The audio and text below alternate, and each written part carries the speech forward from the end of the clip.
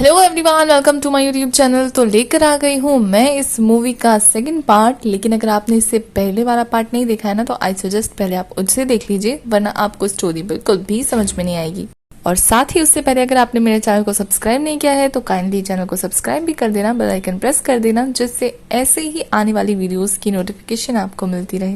तो मूवी के first part में हमने देखा था कि हमारे बेस ने सा से कन्फेशन कर दिया होता है और उसको किस भी कर दिया होता है। तो सा ने इसका कुछ रिप्लाई नहीं दिया था, बट सेकंड पार्ट में हम देखते हैं कि सा ने उसके प्रपोजल को एक्सेप्ट कर लिया होता है और वो दोनों एज अ कपल रहने लगते हैं। और ये बात जाकर वो अपने दोस्तों को भी बता देती है, जो कि नोटिस करते हैं कि इन दिनों सा जो है काफी ज्यादा बनठन के रहने लगी है, मेकअप वगैरह करने लगी है। और इस बीच में ओम उसे काफी बार कॉल करता है, बट वो उसको रिप्लाई नहीं देती है। और अक्सर बेस उसके ऑफिस में आकर उसकी हेल्प कर दिया करता है और उनकी रोमांटिक लाइफ काफी अच्छे से बीत रही होती है, क्योंकि वो काफी देर तक कॉल पे बात करते हैं, साथ में काफी टाइम स्पेंड करते हैं। और सा इस बात का ख्याल रख रही होती है कि उसके दोस्तों को बिल्कुल पता ना लगे कि बेस एक स्टूडेंट है। और बेस अपने दोस्तों के ग्रुप में हमारी सा को ज्वाइन कर लेता है। वो काफी ज्यादा मस्ती कर रहे होते हैं और सभी लड़कियां हमारे बेस के पीछे पड़ी रहती हैं, पर बेस सारी लड़कियों को अपने दोस्त के पीछे लगाकर खुद सा के पास पहुंच जाता है, जिस बात से सा को काफी ज्यादा प्राउड फील होता है। बट हर किसी की लाइफ ऐसे थोड़ी ना स्मूथ चल रही होती है। इसी बीच में सा के दोस्तों को पता लग जाता है कि बेस एक स्टूडेंट है और वो सभी सा को समझाने की कोशिश कर रहे होते हैं कि बेस अभी बच्चा है, उसके आगे उसकी पूरी लाइफ पड़ी है, उसे ग्रेजुएट होना है, फिर अपने करियर को संभालना है। और ऐसे में अगर सा उसके साथ रहेगी तो आगे चल के वो उसके लिए बर्डन हो जाएगी, जिस बात को सा भी अच्छे से समझ जाती है कि एज गैप वाला लव सक्सेसफुल नहीं हो पाता है। फॉर माई ओपिनियन ये सिर्फ सोसाइटी का थीम है कि एज गैप मैटर करता है, या लड़की हमेशा लड़के से छोटी होनी चाहिए, लड़का काफी ज्यादा मेच्योर होना चाहिए लड़की से। बट लव ये सारी चीजें नहीं देखता है और ये सारी चीजें मायने रखनी भी नहीं चाहिए। बट ये सारे मेरे थॉट्स हैं। आप लोग इस बारे में क्या सोचते हैं? आप मुझे कमेंट करके अपनी राय बता सकते हैं, मुझे अच्छा लगेगा आप लोगों की राय जानकर। चलिए हम स्टोरी पे आते हैं। तो नेक्स्ट सीन में हमारी सा जो है जब बेस से मिलने जाती है, तो यहाँ वो बेस को मना कर देती है कि वो उसे ब्रेकअप करना चाहती है। इस रिलेशनशिप को वो आगे कंटिन्यू नहीं कर सकती, क्योंकि इस रिलेशनशिप का कोई भी फ्यूचर नहीं। बट बेस उसे सामने से कहता है कि अगर वो एज गैप के बारे में सोच रही है तो वो इस बात को दिमाग से निकाल ले कि वो उसके करियर पर बर्डन बनेगी, क्योंकि वो अपनी ग्रेजुएशन कंप्लीट करते ही अपने डैड की बड़ी सी कंपनी में जॉब करने लगेगा, अपनी डैड की बड़ी सी कंपनी हैंडल करने लगेगा और उसी के साथ वो हमारी सास से शादी कर लेगा, 2 बच्चे कर लेगा, एक अच्छी सी फैमिली स्टैब्लिश कर लेगा। जब तक वो 28 का होगा, हो सकता है मे बी 36 की हो जाए, बट ये चीज उसके लिए मैटर नहीं करती है, क्योंकि वो अपनी डेट ऑफ बर्थ को मैनेज नहीं कर सकता है, लेकिन अपनी लाइफ को तो अपने अकॉर्डिंग मैनेज कर सकता है ना। और उसकी इस बात से हमारी सा काफी ज्यादा इमोशनल हो जाती है और मान भी जाती है।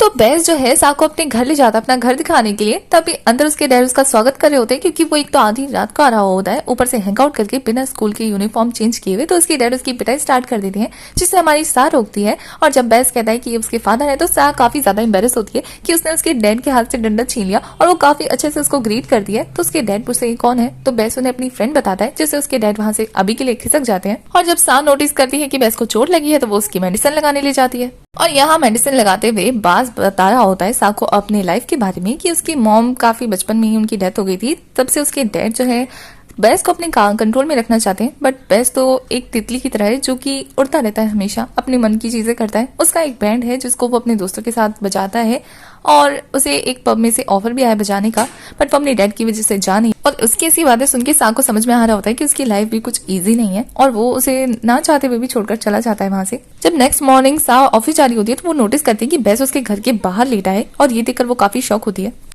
सा उसे अपने घर में ले जाती है और उसे अपने घर में ले जाने के बाद उसे पता लगता है कि रात को उसके डैड ने उसकी अच्छे से कुटाई की थी, जिसके बाद वो घर से भाग कर आ गया है। और बेस यहाँ सा के रूम में उसके भाई की फोटोज देखता है, जिससे वो काफी ज्यादा जेलस फील कर रहा होता है। तो हमारी सा बता दी कि उसके 2 ट्विंस भाई हैं जो कि यहाँ नहीं रहते, गाँव में रहते। और सा उसे वहीं छोड़कर ऑफिस चली जाती है। वैसे बेस यहाँ काफी ज्यादा खुश लग रहा होता है सा के घर में रहकर।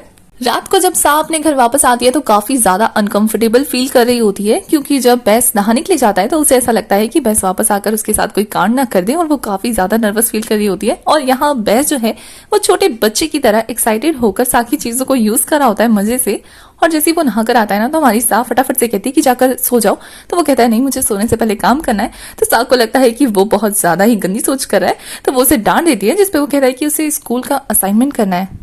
तो सा मुंह बनाते हुए कहती है कि वो उसकी हेल्प कर देगी, लेकिन जैसे ही उसकी हेल्प करने जाती है उससे मैथ के सम सॉल्व नहीं होते, जिससे बेस उसे स्टूपिड बोलता है और उन दोनों की क्यूट सी फाइट स्टार्ट हो जाती है, जिससे सा बेस के ऊपर गिर जाती है और वो दोनों काफी ज्यादा नर्वस हो जाते हैं और फिर फटाफट सोने चले जाते हैं। इसी तरह बेस जो है वो सा के घर रहने लगता है और स्कूल से बाद आकर उससे चाबियां ले जाता है, जिस बात से हमारी सा काफी ज्यादा खुश होती है। बाद उसके दोस्तों को पता लग जाती है तो उसके दोस्त फिर से उसे सुनाने लगते हैं। तो हमारी साथ कहती है कि हमारा फ्यूचर साथ में ही है, क्योंकि वो अपने डैड की बड़ी सी कंपनी में काम जो करेगा।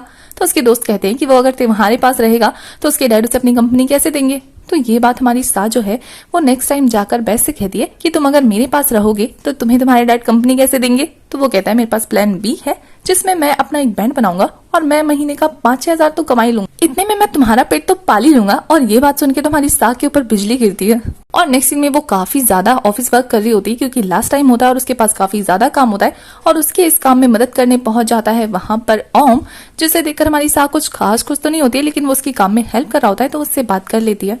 जहां ओम उसे बता रहा होता है कि उसकी गर्लफ्रेंड पैम के साथ उसकी अब नहीं बनती है, क्योंकि वो किसी और को पसंद करने लगी है। उनका बेबी हो गया था जिस वजह से उन्हें शादी करनी पड़ गई थी, बट वो सच्चा प्यार तो सा से करता है, इसलिए वो उसके साथ रिलेशनशिप में वापस आना चाहता है। बट सा उसे कोई जवाब नहीं देती है, उल्टा मैसेज करके ये बात वो हमारे बेस को बता देती है, जिस बात से बेस इतना चिढ़ जाता है कि वो इस बार सा के घर ना आकर अपने दोस्तों के घर चला जाता है और उन्हें जाकर ये किस्सा बताता है कि उसकी गर्लफ्रेंड का एक्स बॉयफ्रेंड वापस आ गया है और वो काफी ज्यादा हैंडसम है, रिच भी है, उसके पास एक परमानेंट जॉब भी है। जिस बात से उसके दोस्त कहते हैं अगर मैं सा होता तो तुम्हारे एक्स के पास जाता। तो इस बात पे बेस उनका ये हाल कर देता है। नेक्स्ट डे सा ऑफिस जाते टाइम पे अपना फोन घर पे छोड़ देती है और यहाँ बेस उससे मिलने आता है उसके घर के पास, लेकिन वो देखता है कि सा जो है वो ओम के साथ जा रही है काम के सिलसिले में। तो उसे रोकना चाहता था, बट सामने उसके डैड के गुंडों के होने की वजह से वो छुप जाता है, उसे रोक नहीं पाता और वो उसे काफी कॉल्स भी करता है पर वो पिक कर नहीं पाती। तो इस बात से जले हुआ बेस जो है वो उसके ऑफिस पहुंच जाता है और ऑफिस जाकर क्या देखता है कि वहां पे ओम पहले से ही उसका वेट कर रहा है। और ये बात देखकर तो उसका खून और ज्यादा खौल जाता है और ये चीजें हमारी सा के फ्रेंड भी नोटिस करते हैं कि दोनों लवर्स वहीं वेट करें उसका। तो वो इस सिचुएशन से बचने के लिए पतली गली से निकलने की कोशिश करते हैं कि ओम उन्हें देखकर उससे सा के बारे में पूछने लगता है और सा के बारे में ही बात किए जा रहा होता है। तो उसके दोस्त जैसे तैसे उसे समझा रहे होते हैं कि सा यहाँ नहीं है तो वेट करने का कोई फायदा नहीं है। और वो साथ ही ये भी देख लेते हैं कि बेस जो है इतना ज्यादा गुस्से में तमतमा रहा है कि उसका तो खून खोलने वाला है, कुछ ना कुछ तो कर लेगा। तो वो जैसे तैसे भगा देते हैं ओम को और ओम के पीछे पीछे बेस भी चला जाता है और ये देखकर तो वो काफी डर जाते हैं। और इस बात का गुस्सा बेस उसे रिसेप्शन पे निकाल देता है, क्योंकि वो काफी एटीट्यूड दिखाकर वहां से चला जाता है ओम को। और वो जैसे ही अपने क्लब पहुंचता है ना, वहां देखता है कि सा उसका वेट कर रही है। तो वो तो एक तो पहले से ही गुस्सा था, ऊपर से इतना ज्यादा जेलस था कि वो सा को डांट कर वहां से भगा देता है। और हमें यही ये भी पता लग जाता है कि बेस को स्कूल से रेस्ट्रिकेट कर दिया गया है, क्योंकि वो काफी ज्यादा स्कूल स्किप कर रहा था और साथ ही उसके डैड उसे अब्रॉड भेजने के लिए अपने गुंडों से उसे ढूंढवा रहे हैं। दूसरी तरफ सा को ओम पटाने की काफी ज्यादा कोशिश कर रहा होता है, तो उसके दोस्त उसके साथ उसकी एक डेट फिक्स कर देते हैं। बट वो डेट में अपने साथ अपने बेबी को लेकर आ गया होता है, तो उसके दोस्त उसके बेबी को लेकर उन दोनों को बात करने के लिए छोड़ जाते हैं। बट यहाँ ओम उससे बात ना करके अपनी बीवी का फोन कॉल अटेंड कर रहा होता है, क्योंकि वो किसी मुश्किल में पड़ गई होती है और उसका सारा फोकस वहीं होता है। तो सा उसे जाने के लिए कह देती है, क्योंकि वो समझ सकती है कि उसका बॉडी तो यहाँ है लेकिन माइंड कहीं और है और वो दोनों साथ नहीं हो सकते, जिस बात को ओम भी समझ जाता है और चला जाता है। नेक्स्ट डे वो दोनों एज अ फ्रेंड की तरह मिलते हैं और इसी खुशी में वो उसको क्लब लेके जाता है, जहां पहले से ही बेस मौजूद था मास्क लगाकर, क्योंकि वो अपना बैंड वहां प्ले करने आया था और वो सा को वहां देखकर काफी ज्यादा जेलस हो रहा होता है। दूसरी तरफ उसी पब में एक अनाउंसमेंट हो जाती है कि एक फेमस सिंगर के साथ उन लोगों को किस करने का मौका मिलेगा जो जितनी ज्यादा बोली लगाएगा। तो सा की टेबल में से उसकी फ्रेंड बोली लगाने लगती है और दूसरी तरफ यहाँ ओम की वाइफ पैम उसकी आंखों के सामने उस लड़के को किस करने के लिए बोली लगा रही होती है, जिस बात से चिढ़कर ओम जो है वो काफी ज्यादा बोली लगा देता है और किस करने के लिए सा को भेज देता है, जिस बात से उसकी वाइफ काफी ज्यादा चिढ़ जाती है। और सा जैसे ही किस करने के लिए जाती है ना, तो वहां उस बंदे को हटाकर बीच में बॉस बेस आ जाता है और उसे किस कर देता है। तो सा समझ जाती है, उसका मास्क हटा के देखती है और बेस वहां से गुस्से में निकल जाता है। ये बात पैम भी नोटिस करती है और वो भी उनके पीछे पीछे निकल जाती है और सा को देखकर पैम बेस को वहां से गुंडों से पकड़वा कर ले जाती है, जिस बात से सा काफी ज्यादा घबराती है। तभी उसके पास ओम आता है और बताता है कि उसकी वाइफ का अफेयर बेस के फादर के साथ चल रहा है और वो बेबी भी उसी का है। तो वो उसको उसके पास लेकर जाता है, जहां पैम बेस के फादर को सौंप देती है बेस को और बताती है कि सा उसकी गर्लफ्रेंड है। और ये बात जानने के बाद तो बेस के डैड उसे धमकी दे देते हैं, अगर वो उसकी बात नहीं मानेंगे ना तो वो उसकी गर्लफ्रेंड के लिए काफी ज्यादा मुश्किलें खड़ी कर देंगे। और ये बात बेस अच्छे से जानता है कि उसके डैड क्या कर सकते हैं, जिस बात से बेस काफी ज्यादा डर जाता है और अपनी डैड की बात मानने के लिए तैयार हो जाता है। दूसरी तरफ सा उससे मिलने के लिए आती है और वो अपने डैड के साथ जा रहा होता है। तो सा उसके चोट को देखकर उस पर फिर से दवाई लगाने वाली होती है, बट वो सा को इग्नोर करके वहां से चला जाता है, जिस बात से हमारी सा कहती है कि मैं बस की तरह तुम्हारे पीछे दौड़ती रहूंगी जब तक तुम रुक ना जाओ। और फिर वो अपना सारा सामान फेंक कर जूते उतारकर उसके पीछे पागलों की तरह दौड़ना शुरू कर देती है, जिस बात से काफी ज्यादा बेस को हर्ट होता है।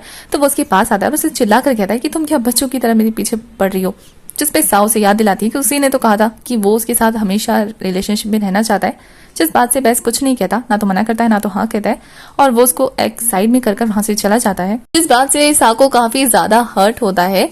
देखते ही देखते 5 साल बीत जाते हैं और इन 5 सालों में हमारी सा ने एक बार भी बेस को नहीं भूला होता है। वो अभी भी उससे प्यार करती है, उसे मिस करती है। और एक दिन उसकी तबीयत खराब हो जाती है तो उसकी मॉम उसे फोन करके बताती है कि वो कुछ मेडिसिन के साथ उसके भाइयों को भेज रही है, जिस बात से वो मना करती है, बट माँ तो माँ होती है। नेक्स्ट मॉर्निंग वो सपना देख रही होती है कि कोई उसके पास बैठा था और सारी रात उसकी केयर कर रहा था और ये उसे बेस जैसा लग रहा होता है। तो वो उठ के देखती है तो सामने उसे सूटकेस दिखता है और उसे ऐसा लगता है कि ये उसके भाई हैं। पर जब वो विंडो की साइड पे परछाई को देखती है तो समझ जाती है और कोई नहीं बेस है, और उसके पास जाती है। काफी ज्यादा इमोशनल हो जाती है उसे देखकर, और बेस भी काफी ज्यादा मैच्योर लग रहा होता है क्योंकि बड़ा हो चुका होता है ना। और इसी के साथ वो दोनों एक दूसरे को हक करते हैं इतने सालों बाद देखने के बाद, और उन दोनों की हैप्पी हैप्पी वाली एंडिंग हो जाती है यहाँ पे।